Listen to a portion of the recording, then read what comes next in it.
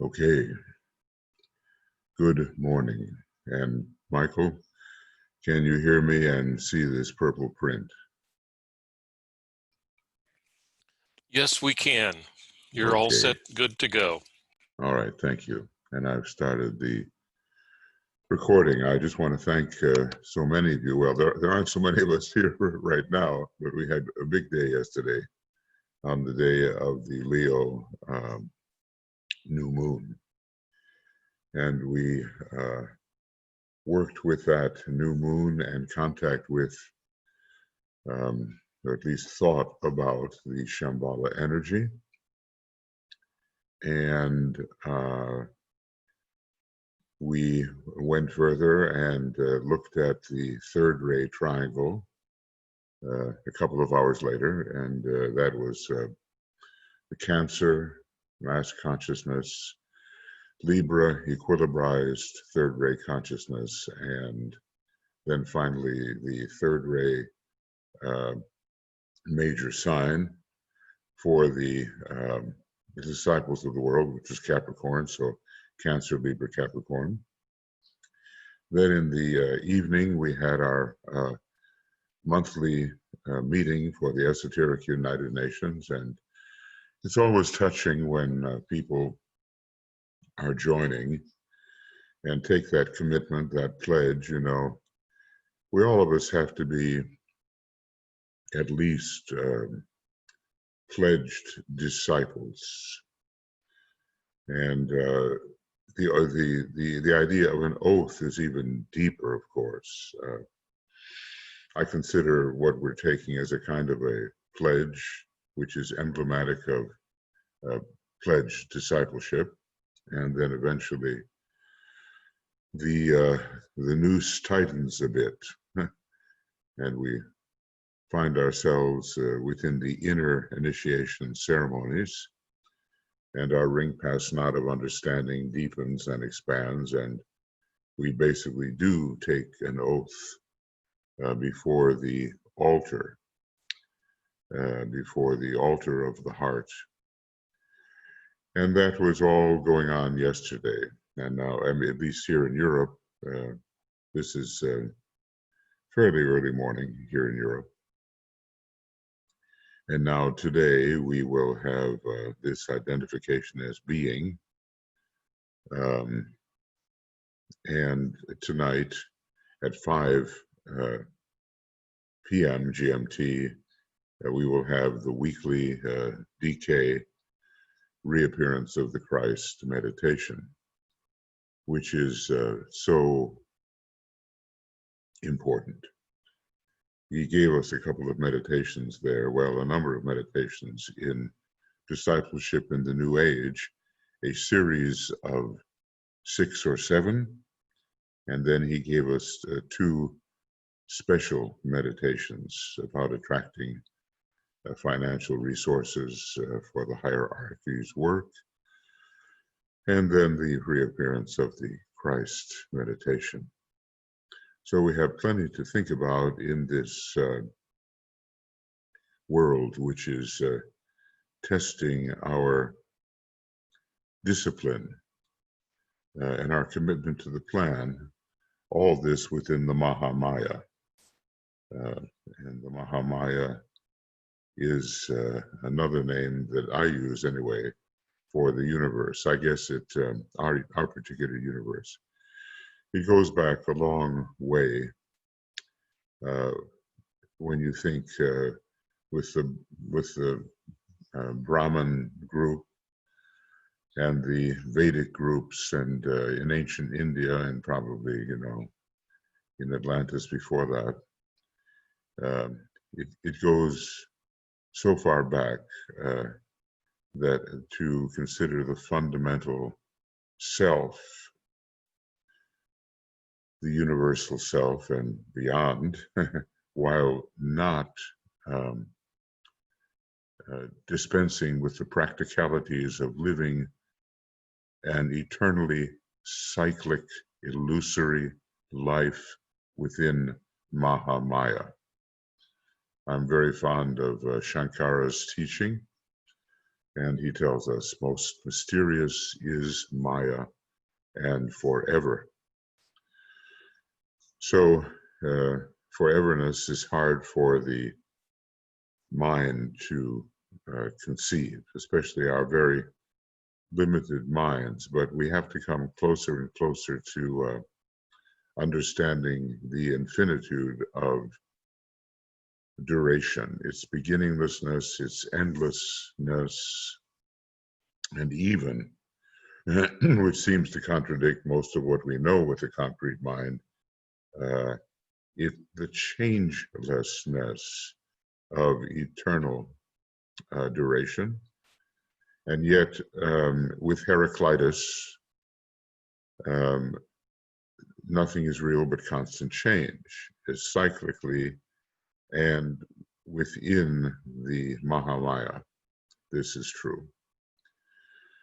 It's not true when it comes to absolute infinitude. I think it is not true. All we can do is speculate. Obviously, we are learning to use the abstract mind. Sometimes, I was just reading, sometimes the abstract mind is considered virtually the parallel of pure reason.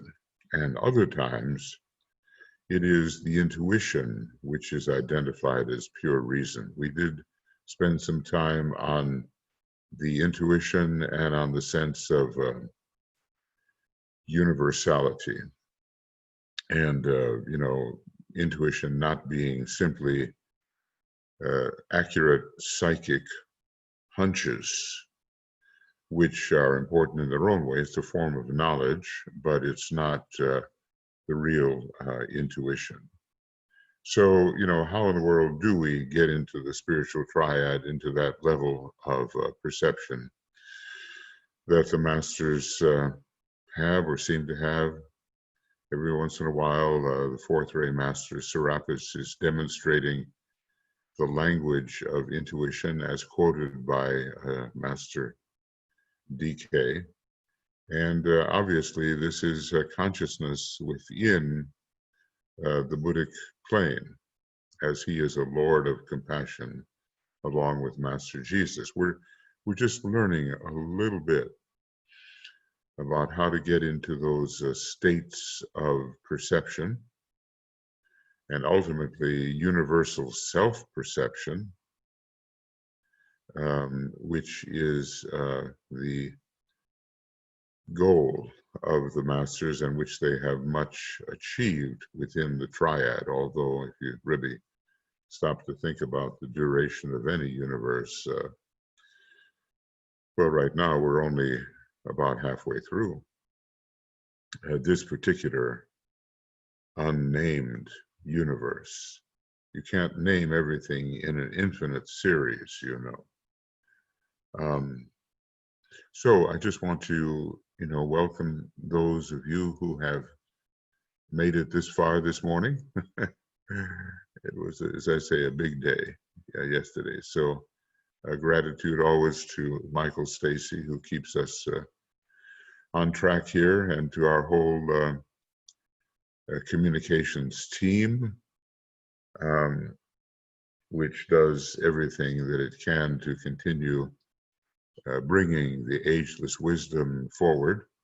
I have to laugh over the radio, or what the radio has become. I think if Franklin Roosevelt were giving his fireside chats right now, it would occur on Zoom and not in an old wooden radio with the family gathered around. Well, there have been tremendous advances.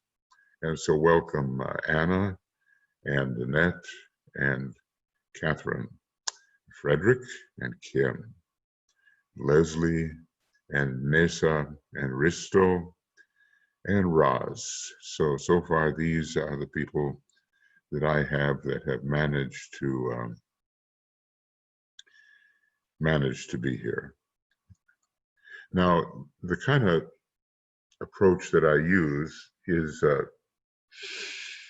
Well, it depends on what morning it is, but it is a semi-lecture and semi-meditation. I go along slowly with certain kinds of statements and meditative themes, but I try to say them in such a way that we can hold on to an attitude of meditation and even contemplation. I think DK gives us a series of steps in meditation, but the whole thing in other systems would be called contemplation. You know, we begin with Leonian concentration, Virgoan meditation, Libran contemplation, Scorpionic illumination, Sagittarian inspiration, and Capricornian initiation. And then maybe, I can't exactly think of an I for Aquarius. I call it universalization, but we're back to the letter I with Pisces, identification. So all of that is really, in a way, describing what the Vedic philosophers basically were calling contemplation. And every once in a while, you see a picture of one of the great sages in an otherworldly state, which is a high degree of samadhi. They can't really manage themselves under such a condition. They have to, you know, they're not really in the world. Well, they are in the world, but they're not of the world at that point. I'm remembering a very luminous picture of the great sage Ramakrishna, and he was in a state of high samadhi, and he pretty well had to be held up, you know, because it was not a state to be functional in the great Mahamaya. But every once in a while, I think it helps for us to enter such states and to put ourselves in a position where the body can be safe and guarded, and then enter into these high somatic states. So we've been kind of thinking about various things, and I'm just going to go along because in the same way that, well, I want to say that every universe is, no matter when it occurred, is equidistant from beginninglessness and from endlessness. There is an infinitude of precession of universes and an infinitude of succession of universes wherever you place your consciousness. Any definite number of universes ago, I call them, is actually at the very same superimposed point, which is equidistant from, you might call it, beginningless beginning and endless end. These are just suggestive words to try to get the feeling of some state of mind which lies far beyond our customary functional concrete mind, even when that mind is soul infused. So I've been kind of looking at larger things here, and I've been, just reviewing here a little bit with you. We've been talking about a pervasive 8-NESS, or maybe a universally pervasive 8-NESS. I use the figure 8 so often to indicate the I. And we've been, and so now we'll enter that kind of mode of thinking and yet meditating at the same time.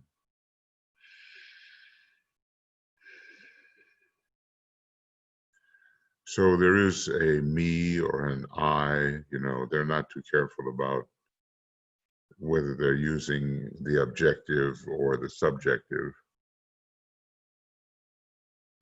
You would normally say not is but I would be correct, but not is but me sounds more correct. And grammatically it's not, but okay.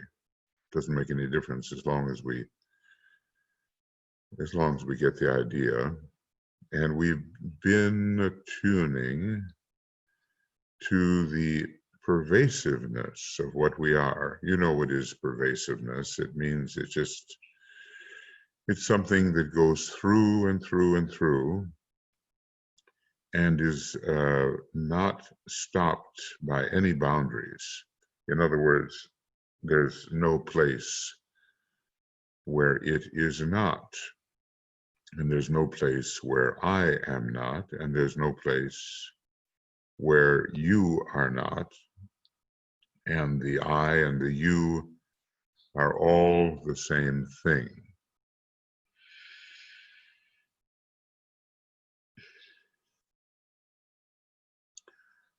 So, we sometimes say, boy, I certainly am happy that didn't happen to me, or I would not have liked to live in those times. Thank goodness I live now, where there's modern hygiene and medical capability and all that.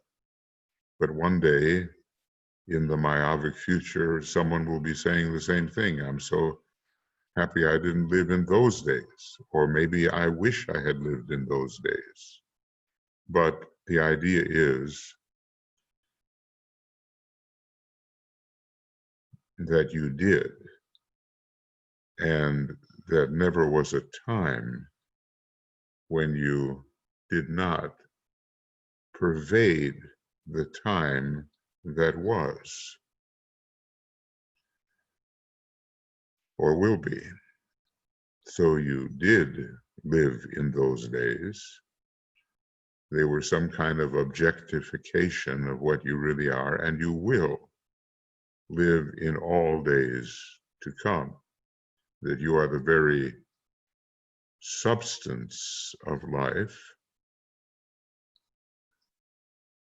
and that basically it all comes out of you. Obviously, there's no form involved in this, and there's no ego, and there's no partialness or partiality in the you or I that I'm talking about.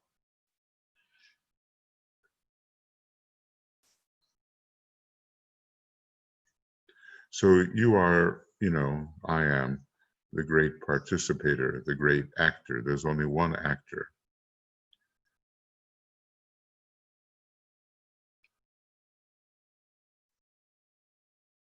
And anywhere in Mahamayavic space or Mahamayavic time, you are there. There used to be a television program long time ago. When I was a child, it was called You Are There. And it was an attempt to bring history alive and make you the viewer, the participant. But it's quite another step to say that you are the very substance of what is apparently happening.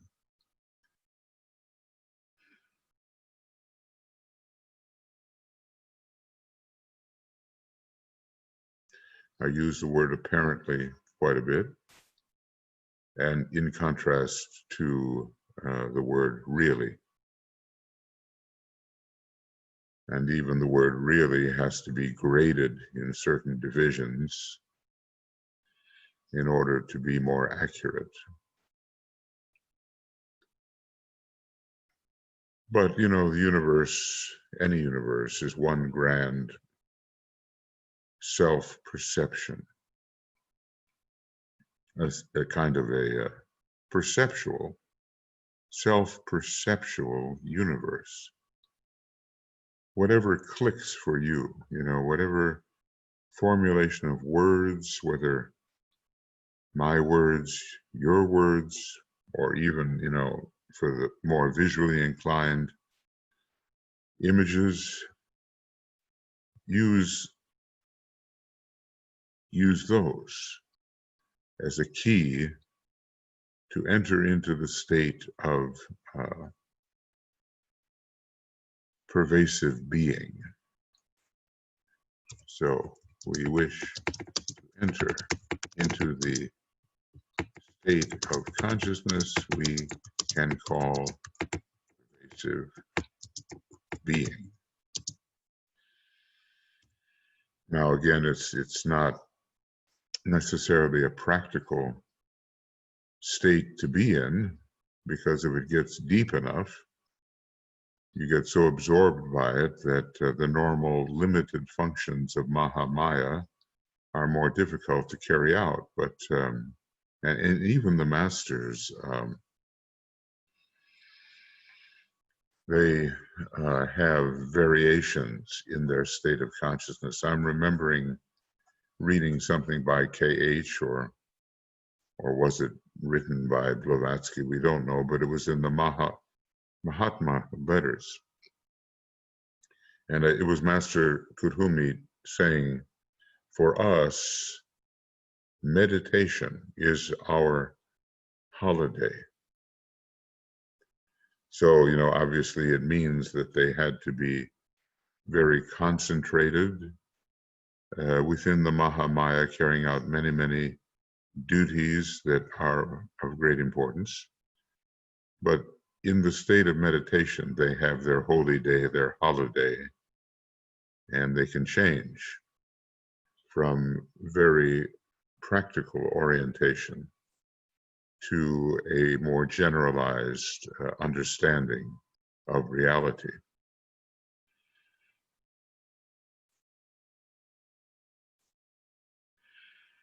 And that's our goal too, in a lesser way.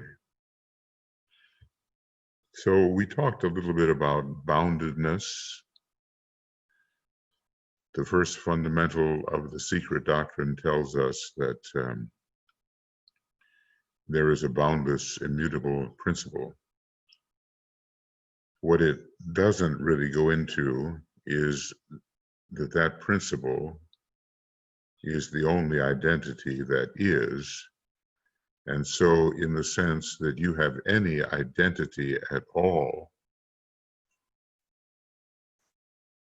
your ultimate identity is that principle in which there is no division and nothing other.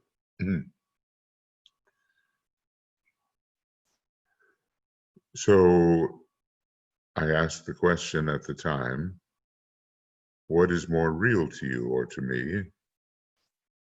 The bounded me, or the, and here's where I should really capitalize this, the, and I should, the unbounded me, I should do it that way. What is more real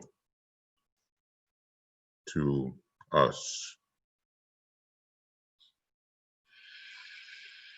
Because we certainly act as if the identity in the egg, that we can call in a way the ego, ya ego, I am. I took a few things away from the study of ancient Greek. It's identity in the egg, but what happens when the shell breaks? So you begin to get the unbounded 8-NESS.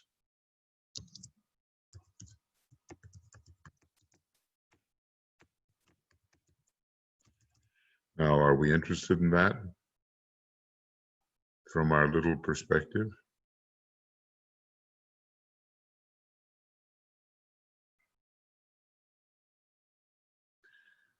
Can we, as it were, in our limited state, walk through the selfhood that we are, finding it everywhere?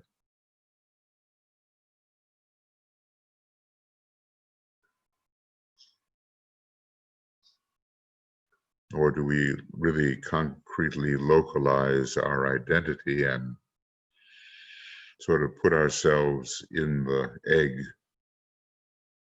And if that egg develops a strong enough shell, then we really do have a psychopathology.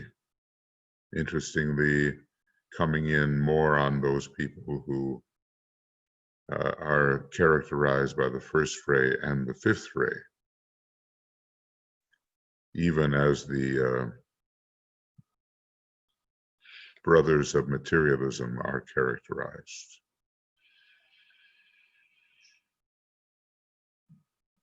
So as you go through your day, little self,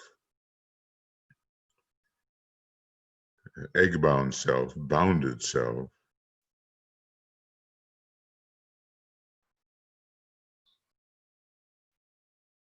are you aware of the relatively unbounded self? That nothing can hold without. There's no perceptual space. There's no perceptual time from which the unbounded self can be excluded.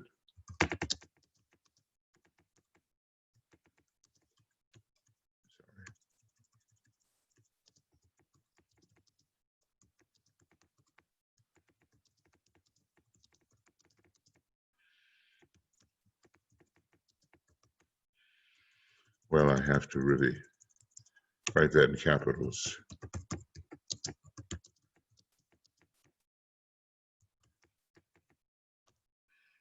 So basically, for you in this state, there are no effective boundaries. And what we're going to discover even is that the bounded universe, bounded by the self-perception of the logos, universal logos, also has to give way. And its ring pass knot has to allow selfhood to go beyond that ring pass knot. See, Mahamaya is a bounded state. And we're dealing with forms and boundaries all the time. But if we go back to the very first principle of what is considered to be the truth, whether from the secret doctrine or cosmic fire, there is a boundless, immutable principle. And if we say, oh, well, that's that, I'm this and that's that, that is not correct.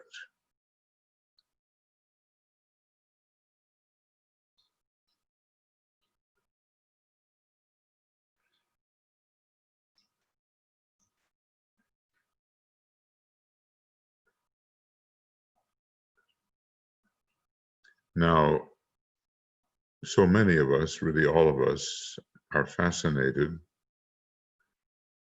by what's going on in universe, what's happening.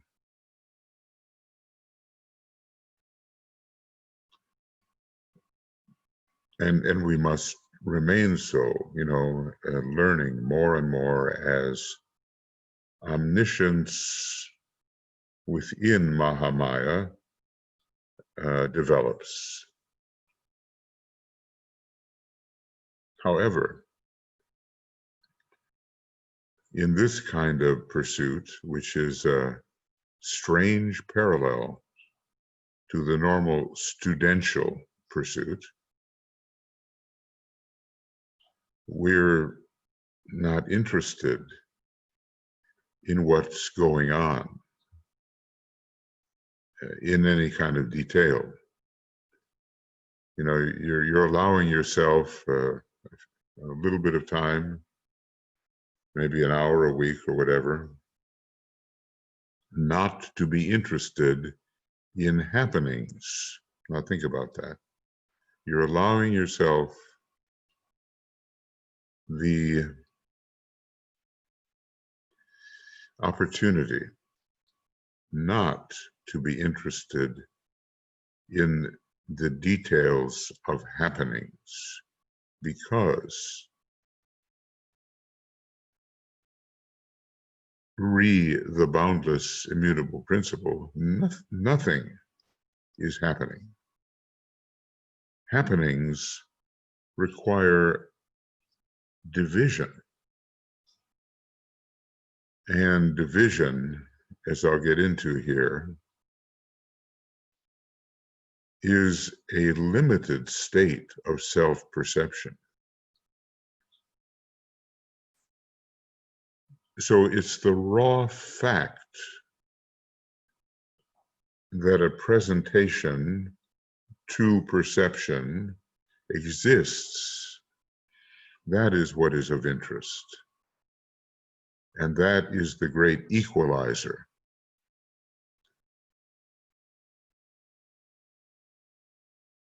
I can,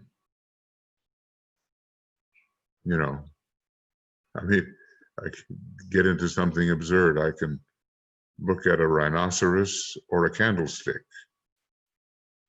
They apparently have nothing in common. But if we can take away all formal engagement, they have one thing in common. They are.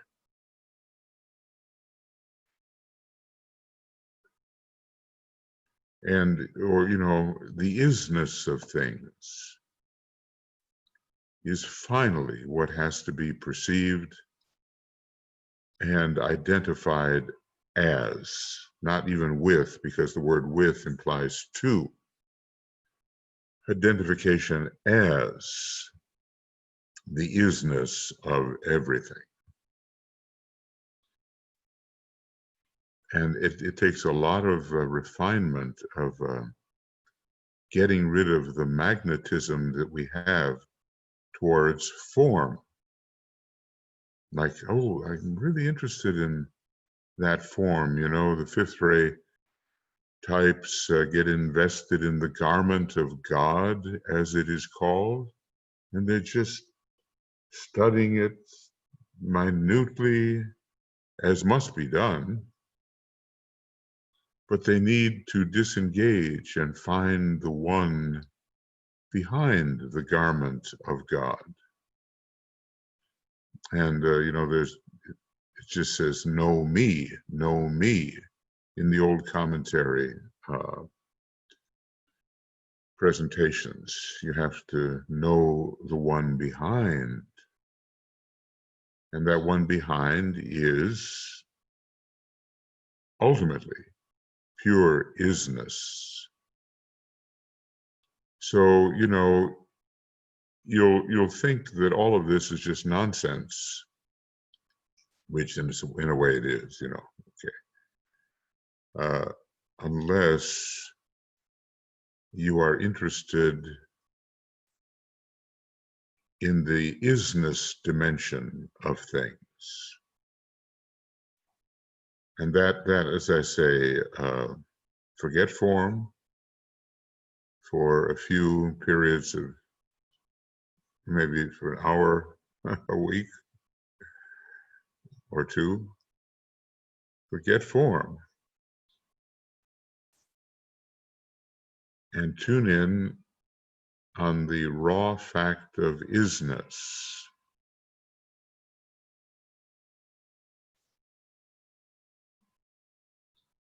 And then, then we're approaching the discipline of being, which is just coming, just very different approach. So whatever you perceive, you have to ask yourself at the moment, and language will always limit, can I tune in on the isness of this presentation, this formal presentation?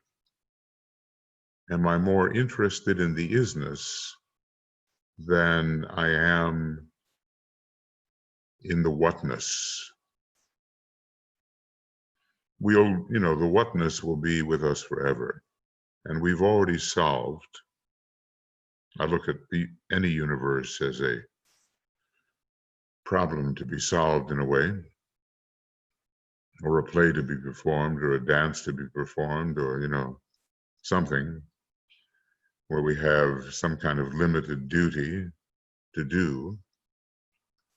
We do that forever, cyclically forever, and always have. But we have to awaken at a certain point in every universe to the isness. And we are just beginning our awakening. Little people like ourselves, we are just beginning in this universe to awaken.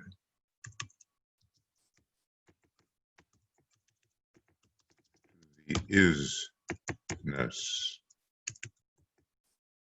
and even to a lesser degree to the isness. I just changed the spelling because that's all I can do. Change the capitalization.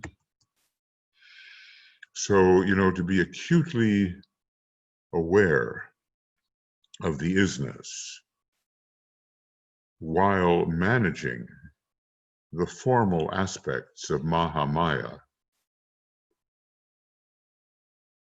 This is a goal for us. And it will cause such a shift at the moment, such a shift that nothing will look the same and everything will look the same. Obviously, we need the language of paradox, in which apparently contradictory facts can mutually coexist.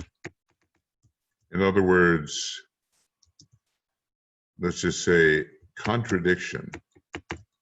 I want to say this: apparent contradiction is not necessarily negation. Now, I know, we're up here using the third ray, and we're kind of hovering around the monastic permanent atom, trying to raise reasoning to a high pitch, and maybe even having a stroke of pure reason in its intuitional mode.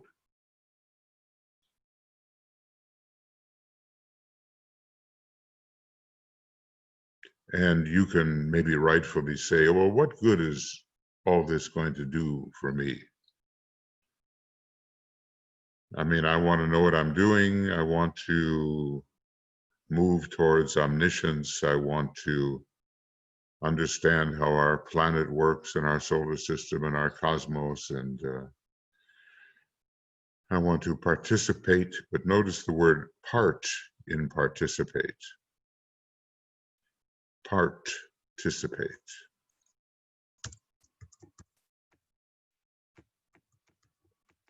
We have no trouble being the part. Every universe will give us parthood or partship. And we're in the midst right now. We are in the midst of tiny partship, if I can call it that. We're just tiny little June bugs, you know, they only live for a day. And our cycle is tiny compared to the greater cycles. You know, we can get down with subatomic particles into nanoseconds, and who knows how far we can divide it. And we are like existing for a nanosecond in comparison with the great cycles of the great beings, which we are already forever.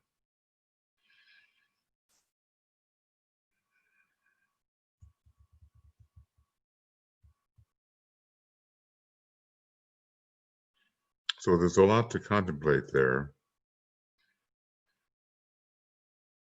And there's a lot that works against despair, you know. Oh, I haven't accomplished what I wanted to, you know, or with Robert Browning, an initiate and probably a master at this point. That a man's reach should exceed his grasp, or what's a heaven for? You know, a famous line. And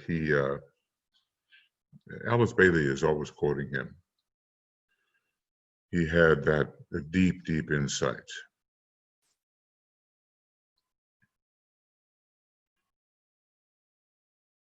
So it works against the despair of parthood.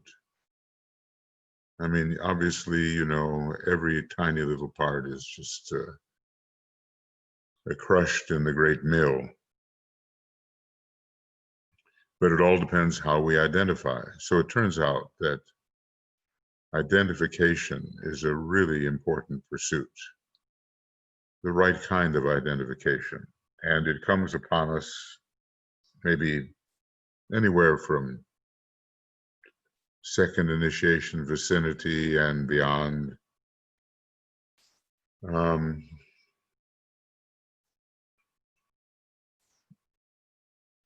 At the same time, you're studying Sanat Kumara, you're studying the will, and you're studying identification. All of this is kind of opening up as we move towards glorification or transfiguration.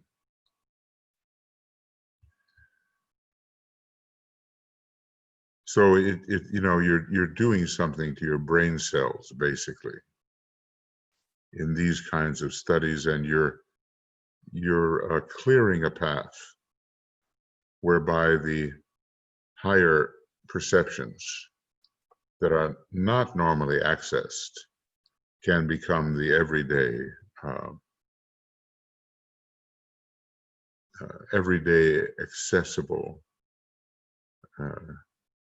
modes of understanding.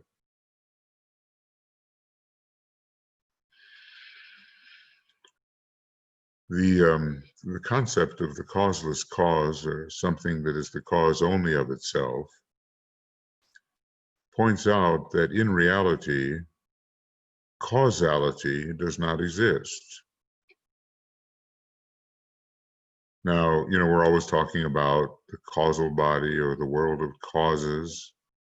And in the Mahamaya, there are preceding conditions without which you will have no results of a specified kind.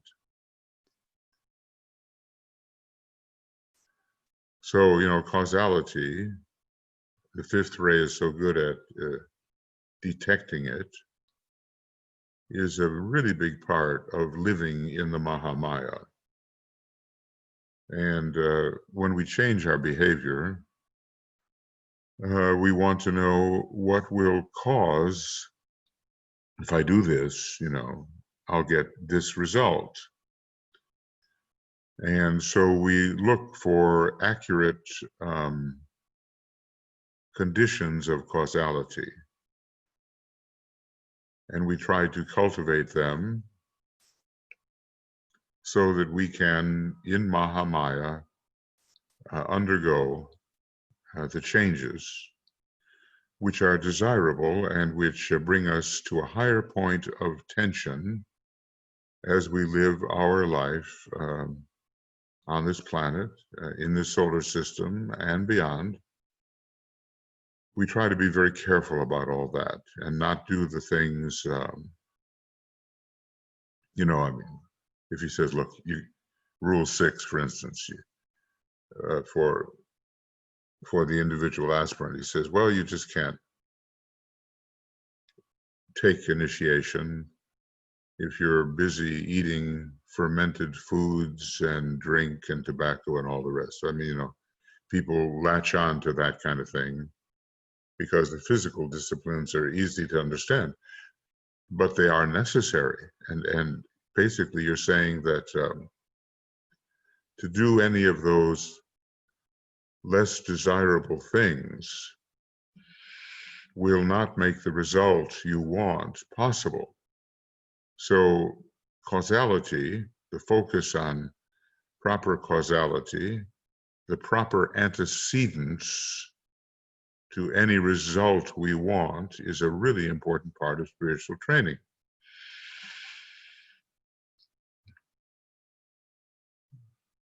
But there's another approach. And, maybe some people will find this second approach more depressing. What was it? I can't quote it exactly, but it was about the Buddha, there is no path, there is no enlightenment, there is no Buddha, there is none of those things, really. But the Buddha, in his great compassion, allows it to be thought that there are all of those things. The path, the improvement, the teacher, all that kind of stuff. None of it really exists, but in his great compassion, knowing that people would be lost without those thought props, holding us up in our thought. And without those, people would be lost. So he allows that to be believed. It's like a scaffolding that eventually you're not going to need, but you climb it and it takes you higher into the building, So whether we find non-causality to be a glorious thought or whether we find it very threatening, well, both reactions are possible. Coming from an attitude of non-causality, we really realize that we can't essentially do a thing. There's no doing, there's no happening within the uncaused being. Let's just say, I'll throw that in here. Being is the uncaused. Nothing caused being. Well, for a long time when I was younger, I said, well, look, there's always got to be a beginning. There's always got to be an end. But that was an illusion of my thoughts. There doesn't have to be a beginning, and there doesn't have to be an end.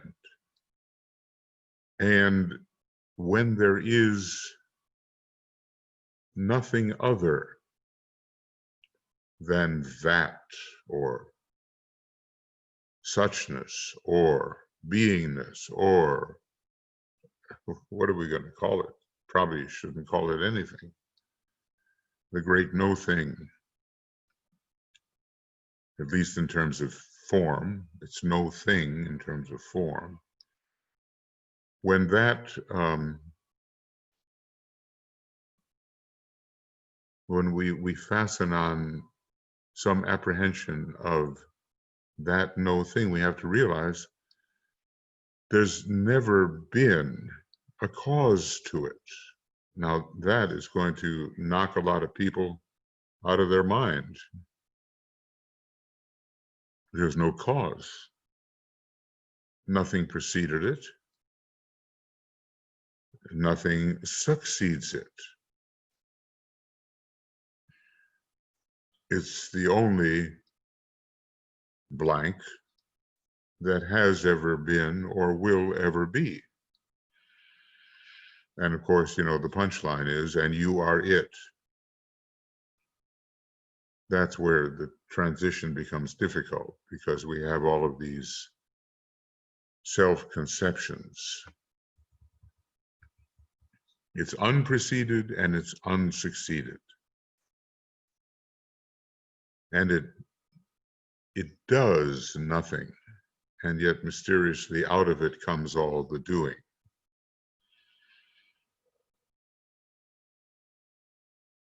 And that's the substantial level of you-ness, of I-ness. That is what you-ness and I-ness essentially really is. We are uncaused. We usually think we're born and we die. Oh, and live a little bit in between too. Okay, but we have no beginning. Not only does it have no beginning, but we have no beginning.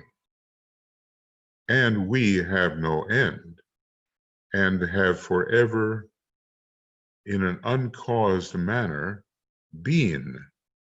We have forever been and will forever be uncaused, because there's nothing else.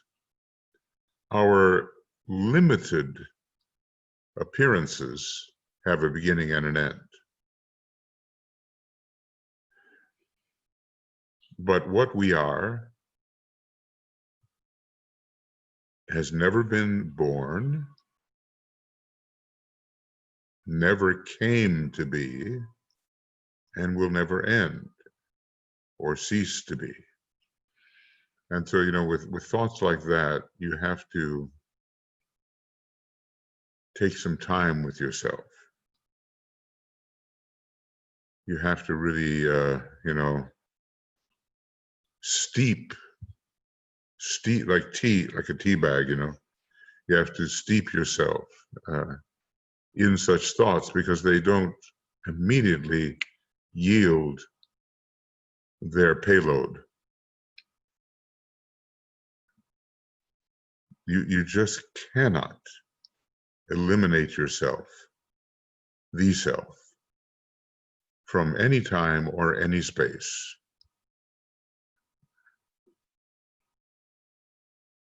You are the uncaused. The cause only of itself, but even that is not accurate. You and I are the uncaused.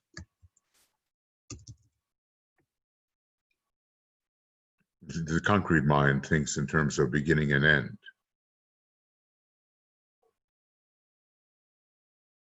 But not this type of thinking. And so, you know, even a few minutes a day, sitting down with yourself or with your not self, you know, there really is no such thing as a not self, but anyway, meditating on your uncaused nature and unterminated nature is, I think, a kind of corrective. It's a kind of a balance.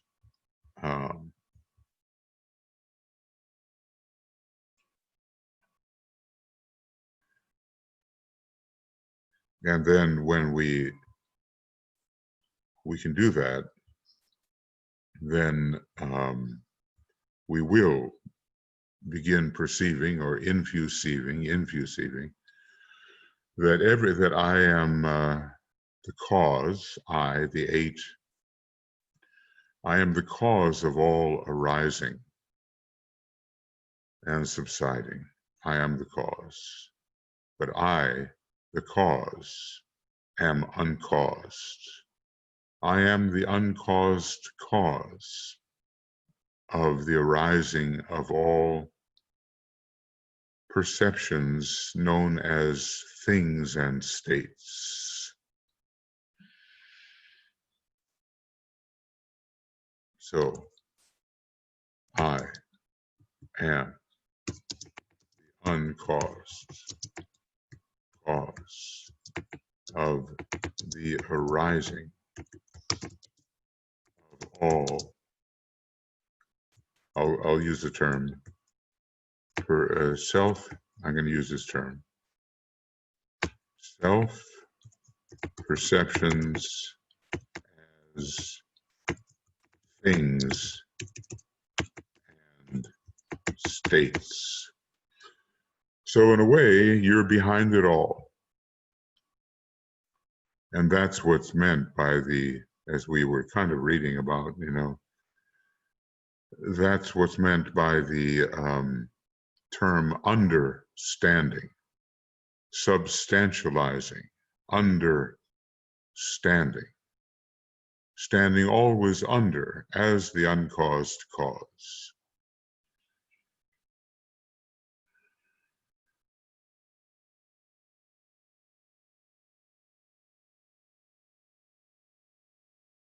So we'll spend hours and hours and weeks and years pursuing the great science of relations, and very little time pursuing the science of non-relations. But a little bit we should pursue the science of non-relations, which is what we're doing here. So most times are spent pursuing the science of relations, a very great science. A little bit of illusory time should be spent pursuing the science of non-relations. So we're working now beyond relativity. We're working in the realm of absoluteness, if you wish, if you think it will help, if it solves something in the psyche. I mean, I think it's factual. And for some, it will be an antidote solving something, some anxiety perhaps, some ill-at-easeness, some stress, distress. It will help some people. Okay, I think, as usual, that's enough. I never know exactly, I never know how. So this is the, see, Michael, I think. This is the beginning, okay, the end of number 12, number 11, right? Is that right? End of series 4, program 11. Number 11 is correct. Yeah, okay, good. Series 4, program 11, and today, the day after this is our 2020 day, 20 August 20. If we can see the self with greater vision, then we're netting something out of all this.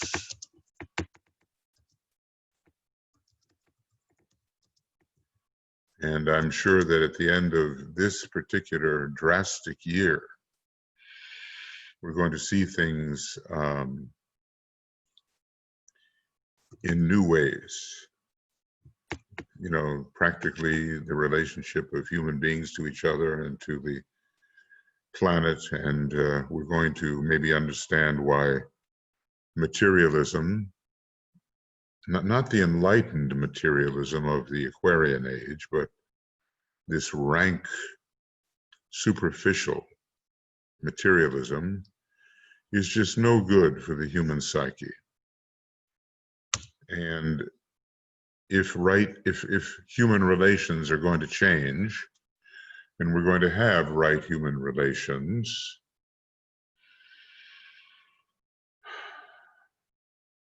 then we have to see in a new way, in this self-perceptual universe, self-perceived, self-perceptual universe. So obviously, I'm out to change our sense of identity through right identification. That might be the objective of all of this. If I can say, our objective to change the apprehension of identity through right identification.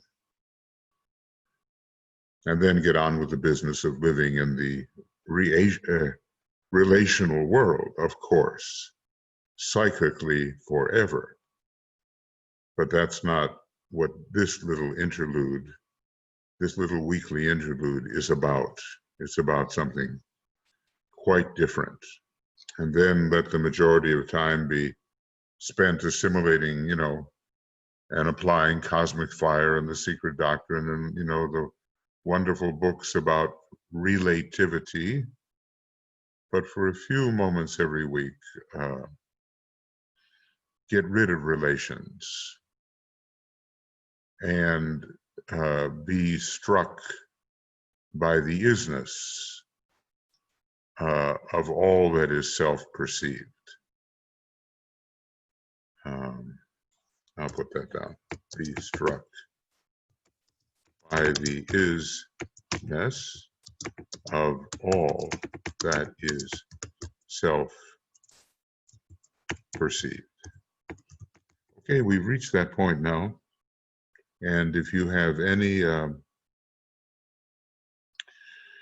thoughts or questions on all I can say is our sort of a contemplative musings, thinking, meditating, gathering different perceptions. If you have anything you want to say or ask about that, then this is the time to do that.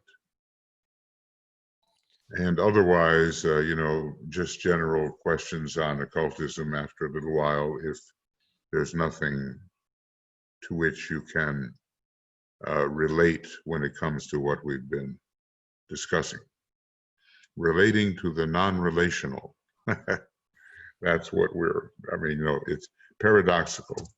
Is it, okay, I have to ask, not Oz, but is it paradoxical to speak of relating to the non-relational?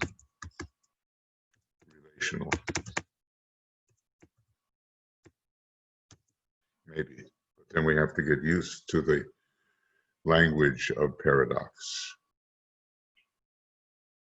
Okay. And so, Michael, Yeah. first question from Frederick. Yeah. Pervasive being can be found in Vedic writings and the Upanishads. Can a better understanding of our consciousness reduce the so-called sense of boundedness? Repeat that last sentence. Can a greater Can a understand? better understanding of our consciousness reduce the so-called sense of boundedness? You know, I would say yes. The science of consciousness is for people like ourselves only in its infancy, and we will know or learn about certain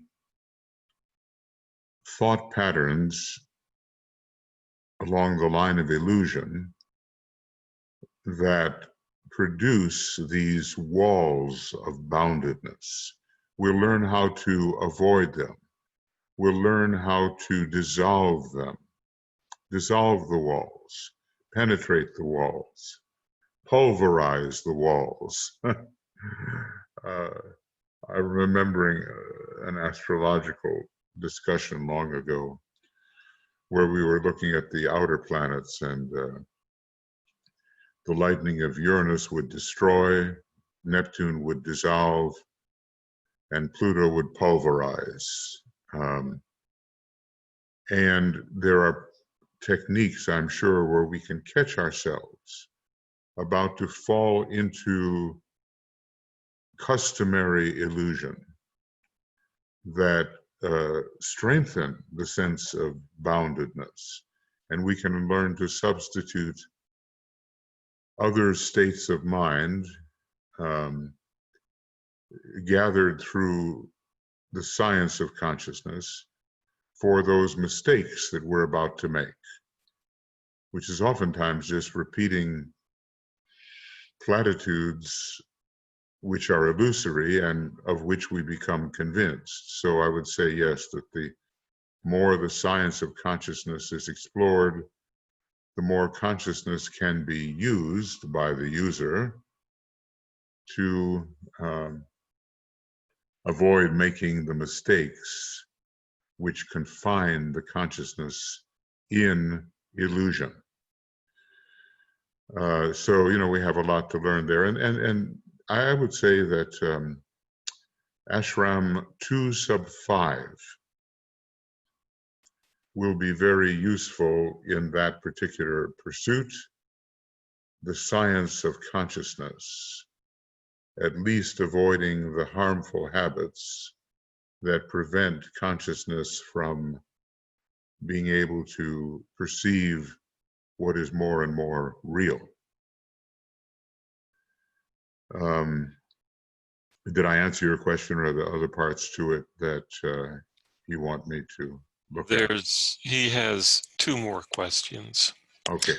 So, second is isness a way to name the impersonal God where eternity and infinity can be experienced in all directions, a kind of nothingness or Or no thingness? no thingness. Yeah, the no thing. We have to be careful about the word nothing, because you wonder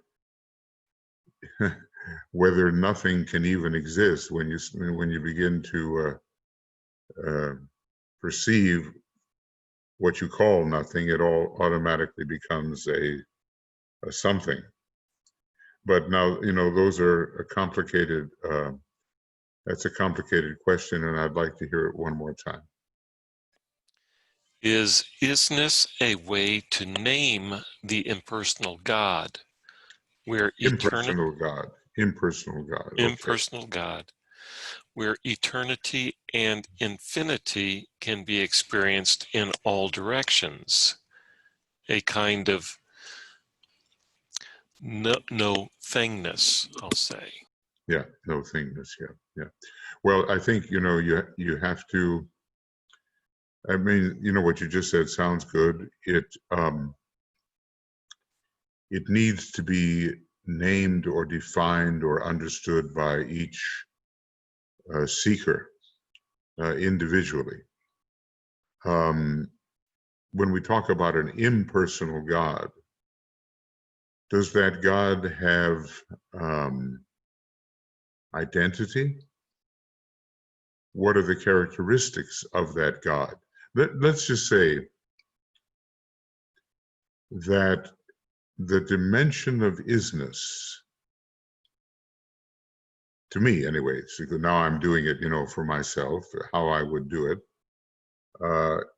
is beyond any qualification. We talk about the abilities of the impersonal God to do this, to do that, and those may be correct. And I talk about that too. But the isness of the impersonal God is yet another dimension beyond being able to experience infinity in all directions, all of which are important, But the isness of the perception stands alone as the irreducible fact, if I may say. Isness is uncaused. And if we start naming qualities of any thing perceived, those qualities may be very important and may give us real understanding in the relational world. But the isness precedes them all and succeeds them all. The isness is the root fact and not the qualities themselves. The qualities have isness. And so isness is the final step in a way and is beyond quality. Now, Master DK has taught us to think in terms of quality. Life, quality, and appearance. We are eliminating appearance. We deal with it, but we don't think it's real. We're actually eliminating quality and qualities. We're going to use them all the time in the relational world to progress in the Mahamaya. But what about life?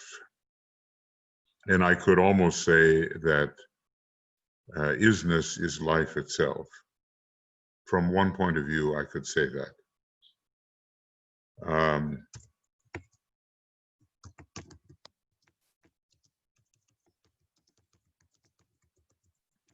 And we'll say it.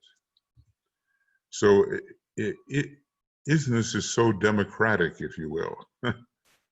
It's just absolutely shared equally by any perception, any self-perception. It is that which cannot help but be.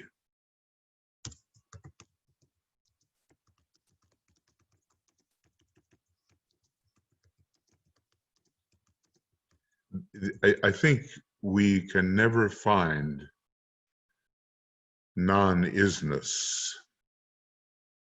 especially if we consider the content, the articulated content of absolute infinity.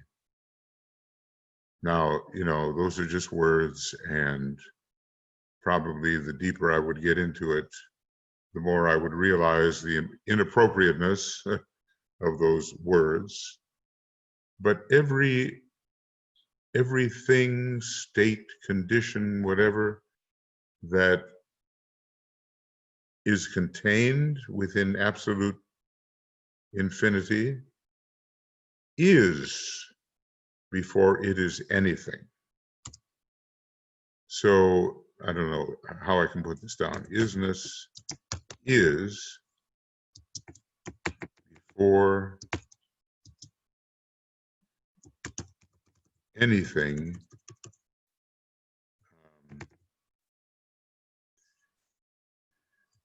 before any qualification. We can, the word is attribute.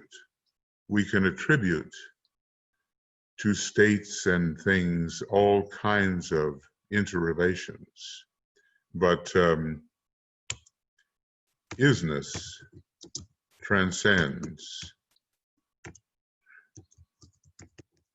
attributiveness, if there is such a word. Isness transcends attributes. I think that's actually a good idea. So even, let's just say, the absolute deity, super universal absolute deity, is before it is anything. It is before we can begin to speak of its attributes. Probably there are infinite attributes, but those are secondary to the raw fact of its isness and the isness of every attribute. Isness is so simple that it's difficult to apprehend. I personally, I tend to, I've been a sort of a head person my whole life, but you know, with more heart opening, the isness super dimension, non-dimension, ultimate dimension, the isness ultimateness begins to appear through the heart center and maybe a chain of heart centers, of which the monad is one. Monad is a kind of heart center. So let's be cautious regarding attributes, no matter how they, you know, how ultimate they sound. If we name an attribute, we are still one step below the finality and being of isness, which maybe we can call life. I don't know. You know, we've got language and we can call things what we want, as long as they mean something to us and mean something to others to whom we may be trying to communicate a thought. So isness transcends attributes. I guess that's my final thought on that. Now there's another question. Yes. Frederick continues, can experiences of isness be just or just be related to I amness? I would say that when we begin to perceive isness, it does translate as our identity. The isness that is universal and super universal is the ultimate I amness. So yes, I do agree with that.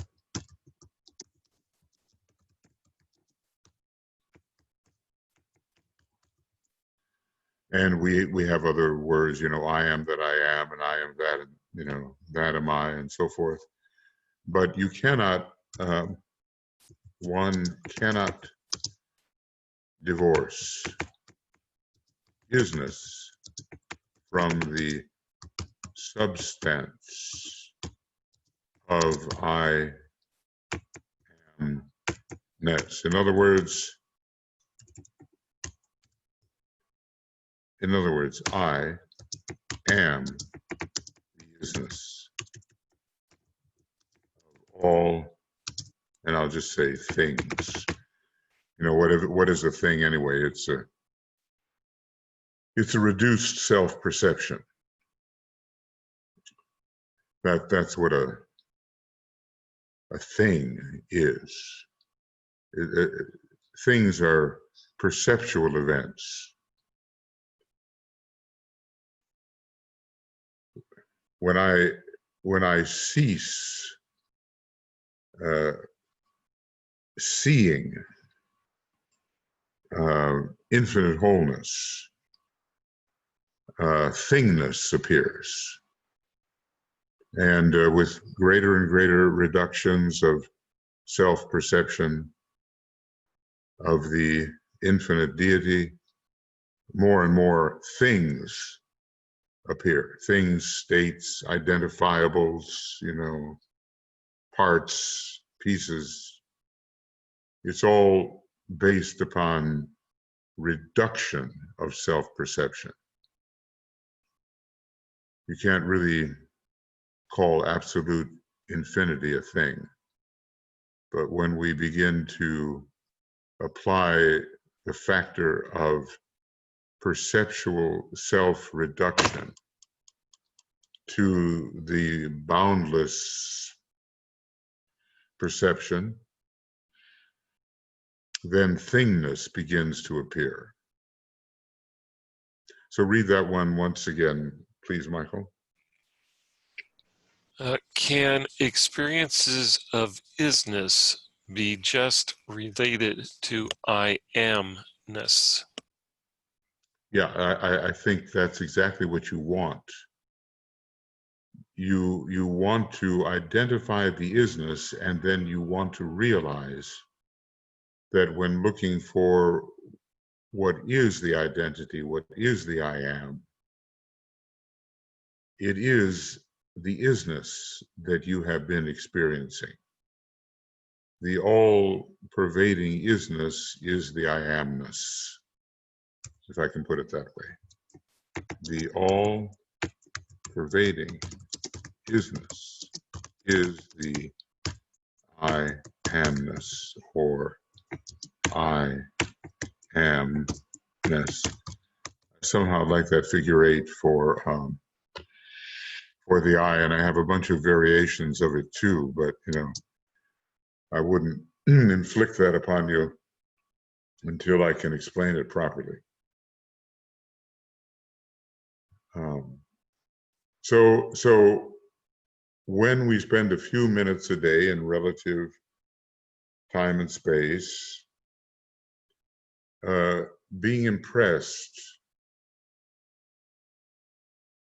in that blinking of the dragon's eye, you know, being impressed by isness, we are really finding our all-pervasive identity.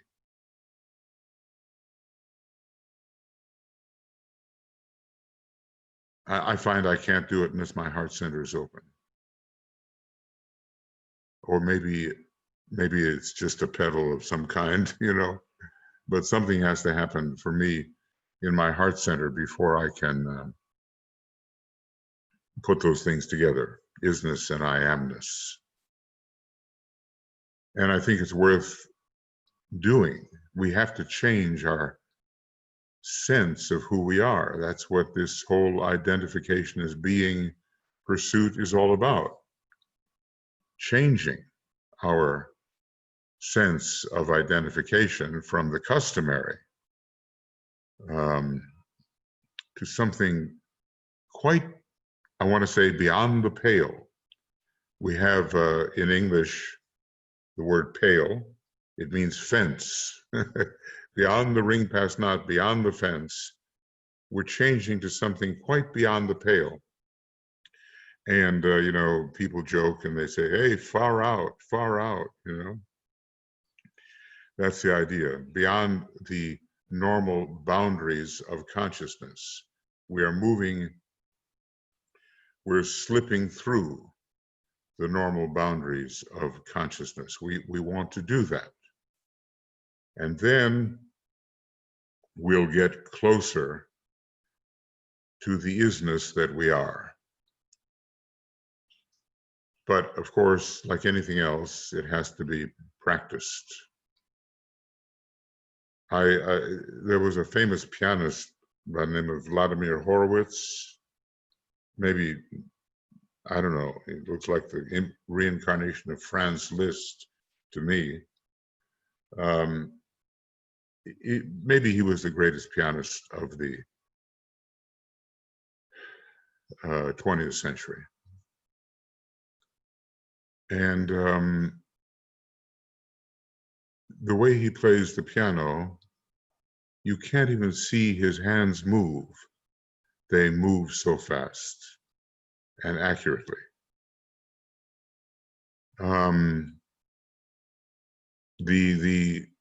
The story there is the story of the musician and governmental leader, Paderewski, who said, if I don't practice for a day, I notice it. If I don't practice for 2 days, and he means like 8 hours a day, right? Then my musical friends notice it. If I don't practice for 3 days, then everybody notices it. So the very practical Virgoan approach of practice is needed in order to make these substantializing states appear to us and to be natural and to be able to be evoked by the will. So I think, you have there in your question some, good realizations implied. Now it's a question of practice. That was my point.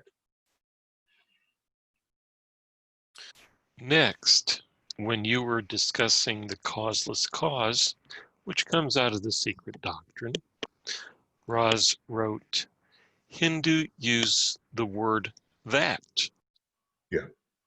Yeah, they do. I mean, language is, thou art that, tattvam asi, thou art that.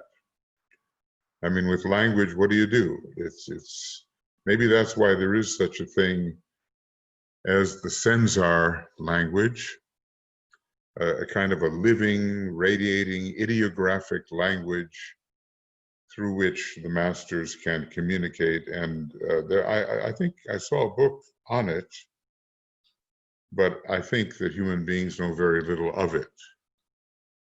So you're stuck with language. Really, the truest approach would be silence. Silence, synthesis, and thatness, would all go together.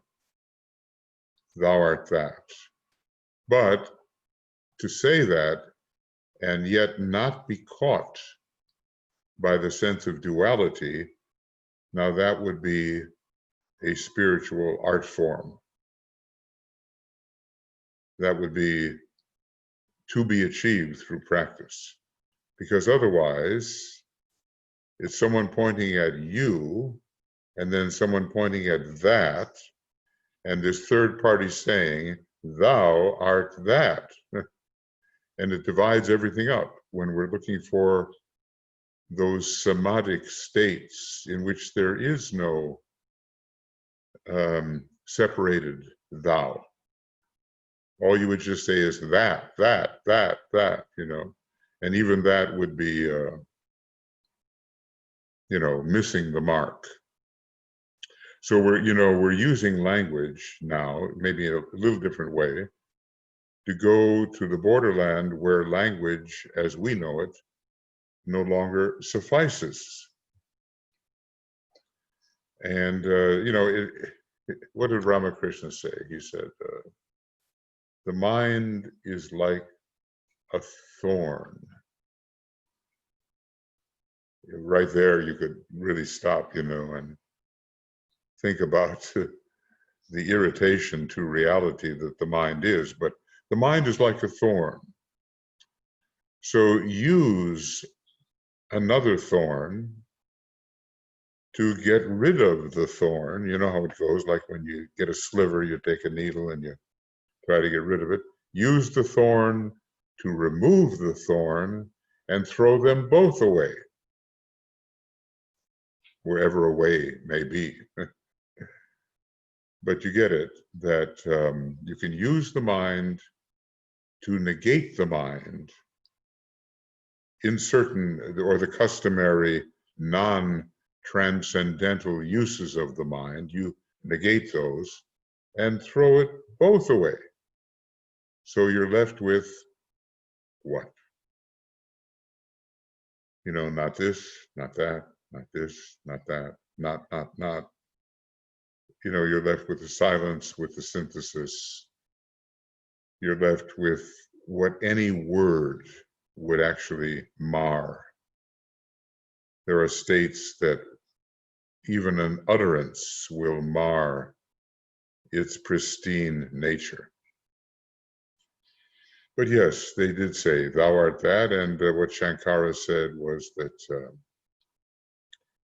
10,000 books are all based on those three words, thou art that.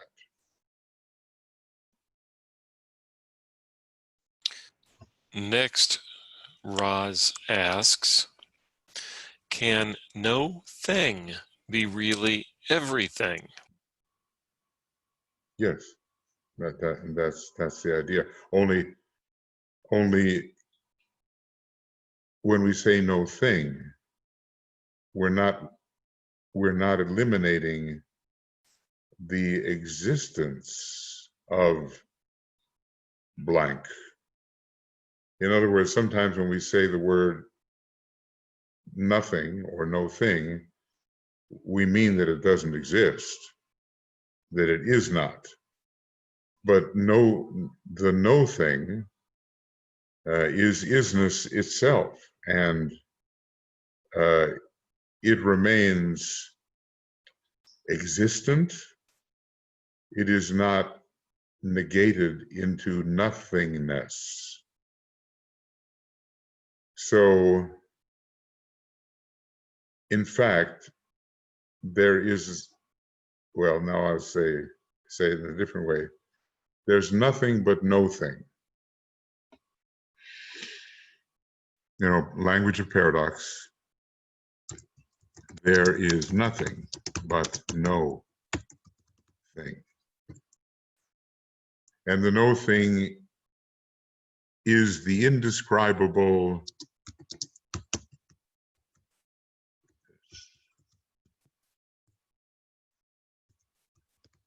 ultimateness. Now, you know, those are just words, but they're meant to have kind of a suggestive quality. They suggest something that you cannot easily find with normal language.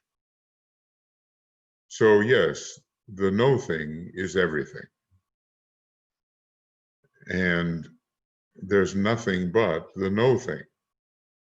Forever, unborn, or, you know, as they say, born only of itself, but even that is not accurate because it's not born. It does not come into being. The no thing does not come into being. I sometimes try to avoid the word existence because it means a kind of presence outside the X, outside of ultimateness. So sometimes instead of saying exist, you know, words have all these different connotations. I just use the word being. The no thing does not come into being. I could have said the no thing does not come into existence. But the being ever is, and that little idea could be, should be contemplated even for a few minutes a day, despite all the disturbance of concrete mind, Kamamanus, astral body, you, I, have never come into being. In terms of time, we just always were and will be. Now, if you can sit with that and realize the implications, and I'm not saying that I have, I keep working on it, a big change can take place in the consciousness, speaking in normal terms. If we can realize we are the unborn and the undying,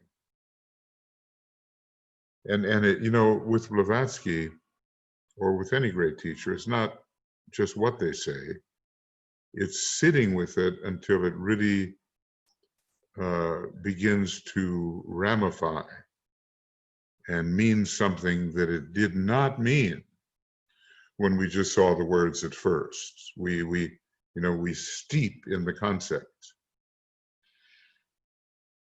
Or maybe, I don't know, some terrible analogy there, We're making reality.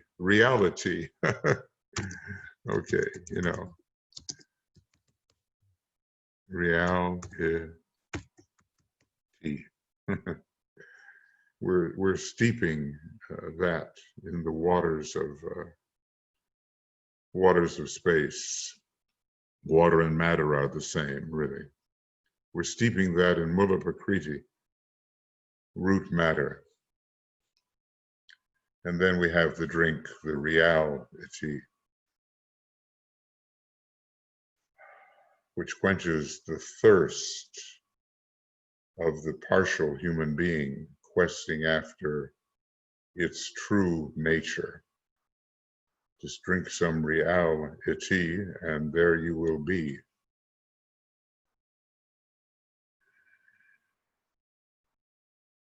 What else? Anything? From Catherine, if isness is life itself, is isness light itself? Yeah, light is derivative of life.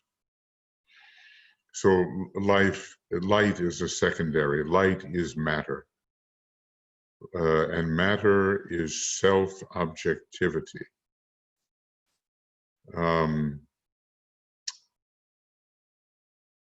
So, in a way, yes, the answer to that, I do believe, is yes. But the isness precedes any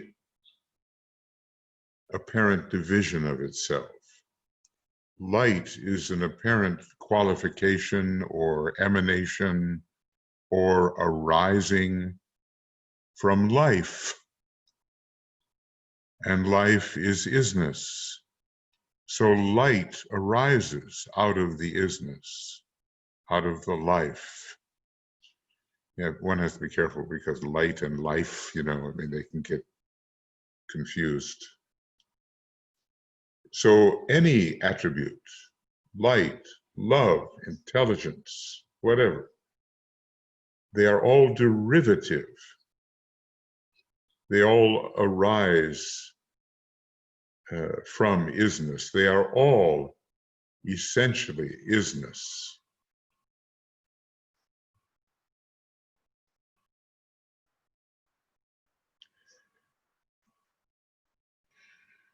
And isness,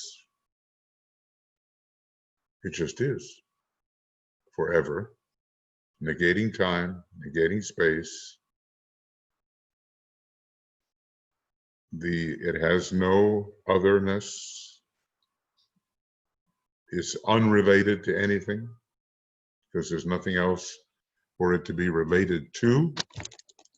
It is the common denominator of all perceptions.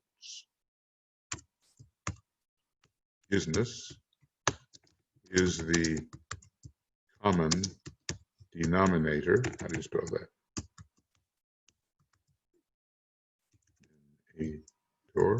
Of all, well, I'm going to call it self-perceptions.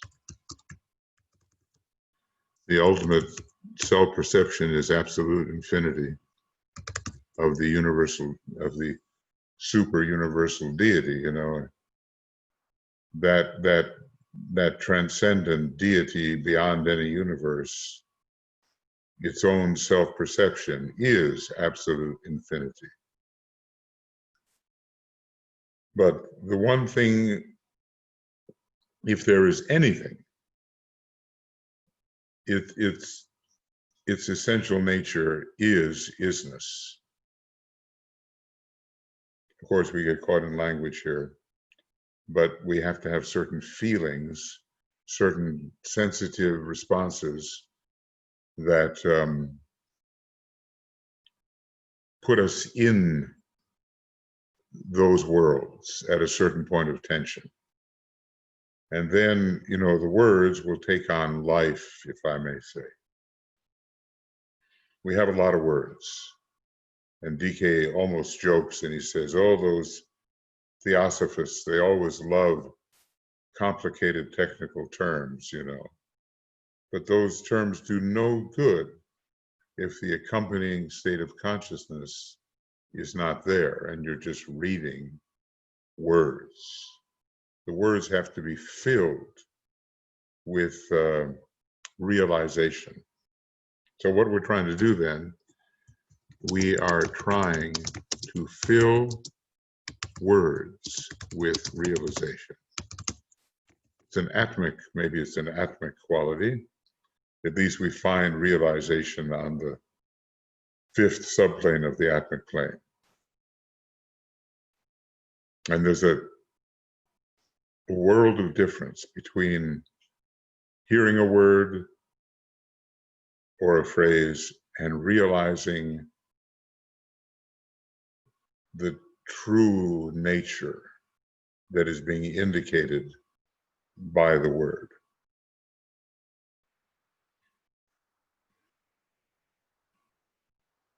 Okay. And in a way, language can be the greatest hindrance to communication. Yeah, there was a movie called Lost in Translation. It was Francis Coppola's daughter. She, is a good film director, and it was some time ago, but there are so many things that language is like a net and the water still runs through. It doesn't catch everything. It may catch certain things, but basically the water runs through. So we cannot hope. The Tibetan tens of times mentions his frustration with language as he is forced to use it. And Alice Beatty calls English that inelastic tongue, non-elastic, inelastic tongue, probably because there's so much fifth ray in it,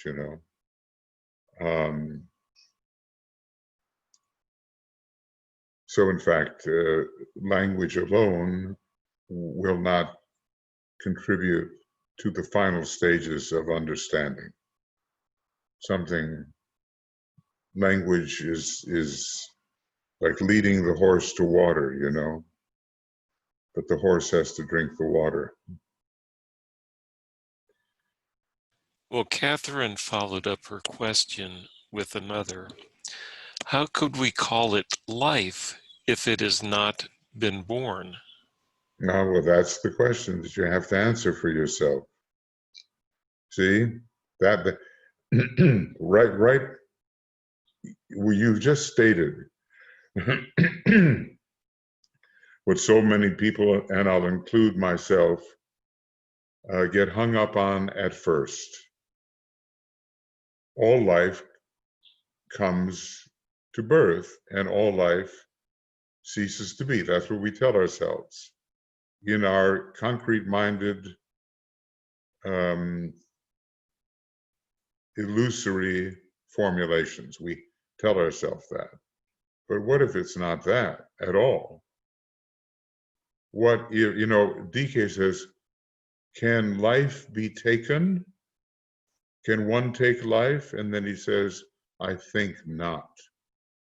So we have to divorce life from any registration of the coming into existence of a form or the leaving of existence on whatever level of a form. Life is independent of form. And that we have to practice pondering on that. Otherwise, we'll get caught in the old illusion that life is born and life dies. And DK specifically tells us that is not the case. So, it just depends on how you want to use the word life, quality, appearance, okay? For me, beingness, isness, they are very close. Identity, life, all those words indicate something which ultimately is the same everywhere, under all circumstances, at any time. But if we don't get it at first, and I certainly was one who didn't get it at first, and I sometimes wonder, do I get it now? We have to practice the pondering that life is without birth, without death, and never comes into being. It always is. And that life is essential, ultimate identity, our own and that of everything and everyone else. So all I can say, Catherine, is just practice it. You're good at meditation. Sit with it and wait for the ramifications to start appearing. And then new angles of perception will dawn, and the old illusions will just melt away, because we are all subject to those old illusions, which is like what Einstein would say, is the accumulated prejudice of 18 years of living, something like that. He says, the common sense is not real. It's just a collection of prejudicial thoughts that we constantly repeat and therefore reinforce and therefore believe to be true when those illusions are not true. But we have to dissolve them or get rid of them somehow. And meditation is one of the principal ways of doing it. So we all have work to do. Yeah, Michael. Yeah, I find that to be an interesting question, because being familiar with a spectrum of sound through music, for instance, and the electromagnetic spectrum, I've been working with the spectrum of life as it expresses through vibrational frequencies. Okay, yeah, as it expresses through vibrational frequencies. And there is this rule number 6. What does he say? The rules in time and space cannot hold the being, whatever. I'm butchering it a bit, but it onward moves in life, he says. So that's like onward moving in life. There's a whole disciplines of life are, maybe you're getting into that, and that's what the masters are dealing with, actually. Well, Yeah, go the ahead. constitution of man, as presented in planes of consciousness and so forth, very much reinforces the concrete mind, where Oh yeah. a spectrum of life may take us beyond that. Yeah, no question. And then, of course, all vibration itself is derivative. You know, we call vibration light, sound, color. That's a fourfold sequence that we find in cosmic fire. But right here, the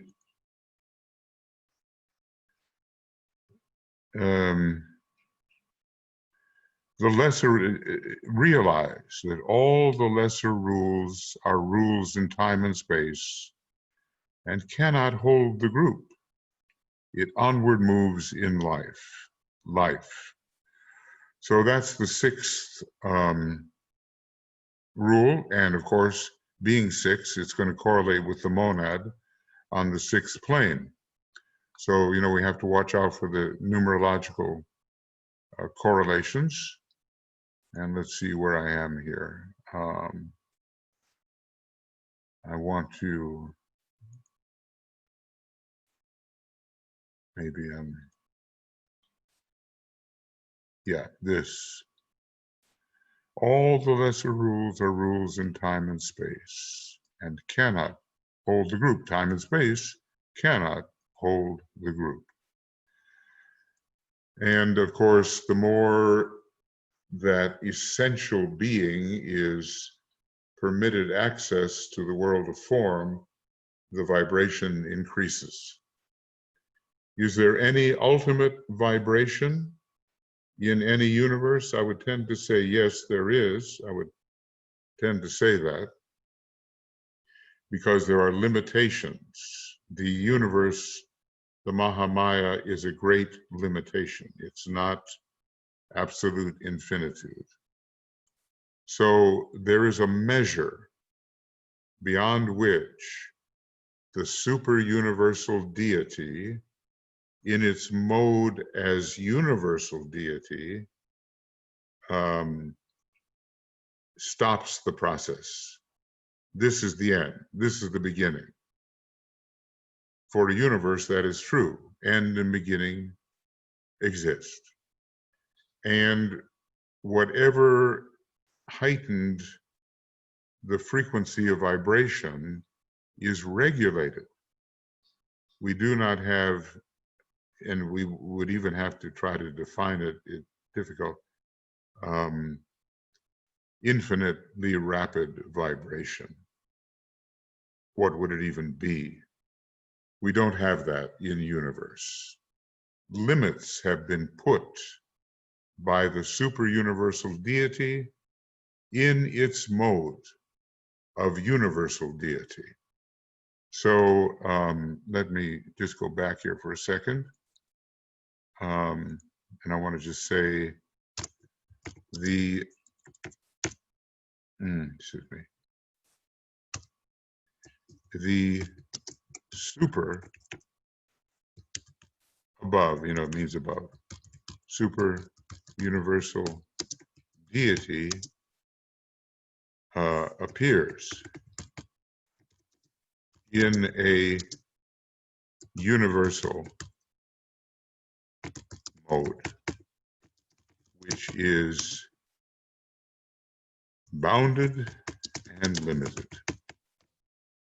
That is a hypothesis, or maybe what can we call it, a theorem, you know. It's an assertion, and then you think about it and you try to prove it. And of course, such things cannot be proved by a human being, but at least you can reason your way using the abstract mind to a position where your reasoning appears at least convincing. You know, there's just, I just want to say there are so many acceptable illusions. We hear them so often, they are so often repeated that they're just taken as truth. And yet, if they are examined more carefully, even though much repeated, even by wise people and so forth, their illusoriness is seen. So, we have to watch ourselves so carefully in what we say, lest what we say or think be filled with customarily acceptable illusions. Everybody is the victim of this. If you don't watch very carefully what you say, you're going to be presenting illusions, and maybe just by the fact that we're talking about it in the kind of language we use, we can't escape illusion unless we can really somehow see beyond the illusion, regardless of what the form of the words may be. Okay. Well, are we almost, how are we?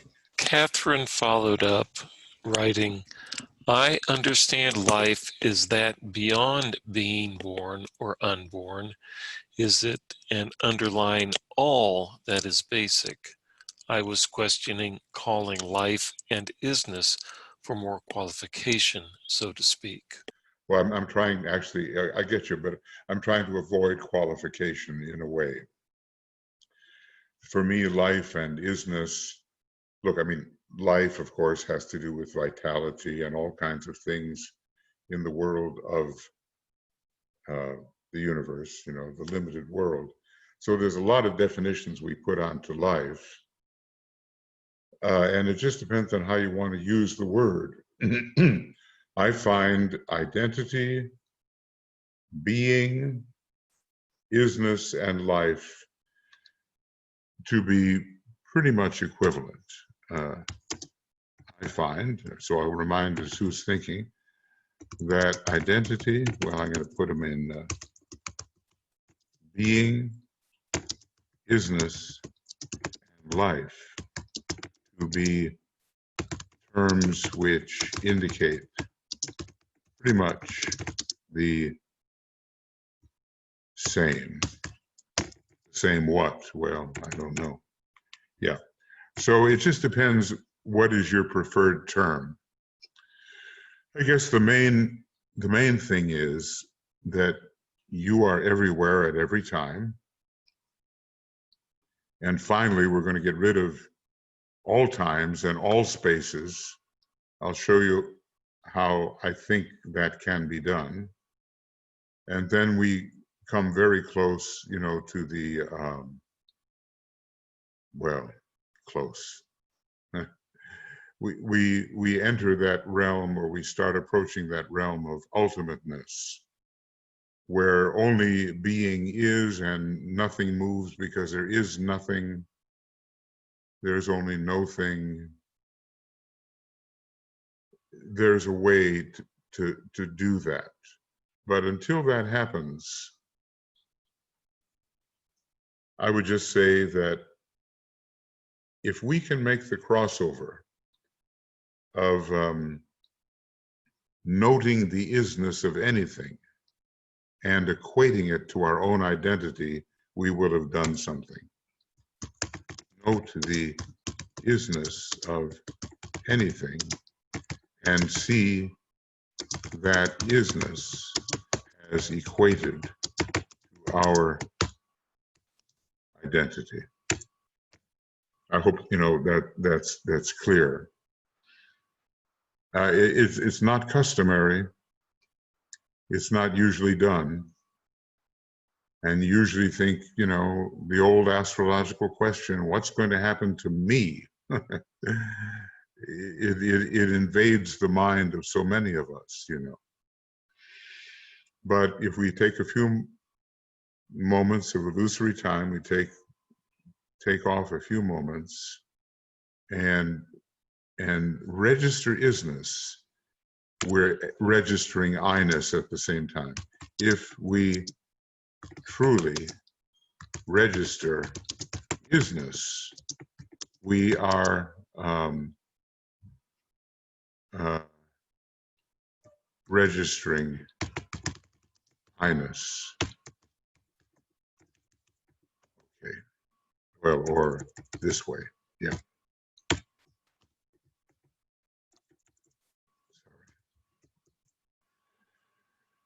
Right. Okay.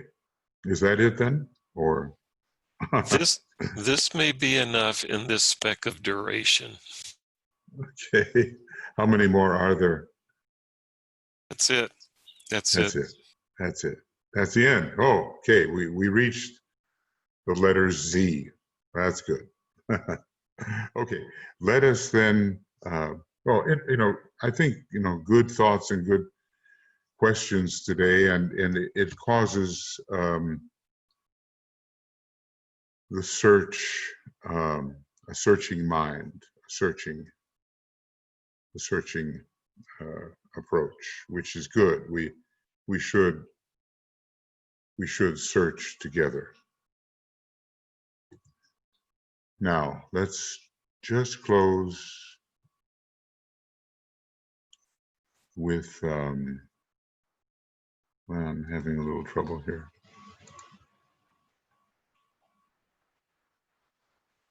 Yeah, let's close here with a great invocation. And we'll, carry on where we have been. Obviously you get into these thoughts and different questions arise and different terminology comes up and different registrations occur. And you never know exactly what it's going to be, even though you might plan. And you may want to change your screen share. You caught me again, Michael. Gosh, I can never escape you. Okay. That's better? It's wonderful. Okay. Okay.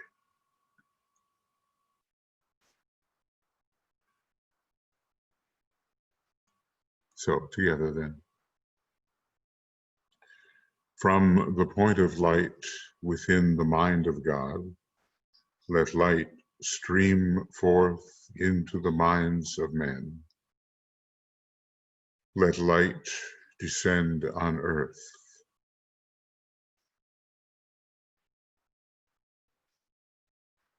From the point of love within the heart of God, let love stream forth into the hearts of men.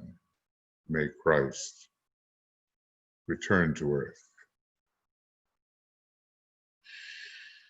From the center where the will of God is known, let purpose guide the little wills of men, the purpose which the masters know and serve.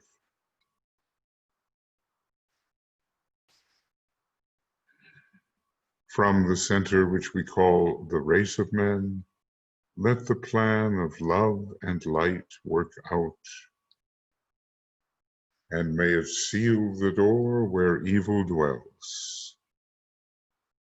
Let light and love and power restore the plan on earth.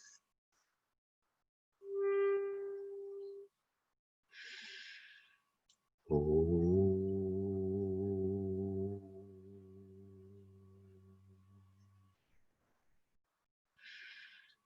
Oh.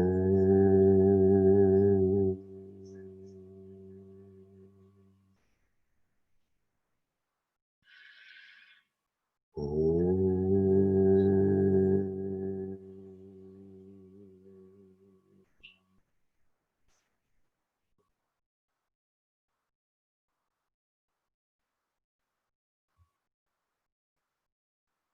Okay, thank you. And tonight, Reappearance of the Christ broadcast. Thank you everyone for being here. Lots of love, many blessings, and see you before long. Bye for now.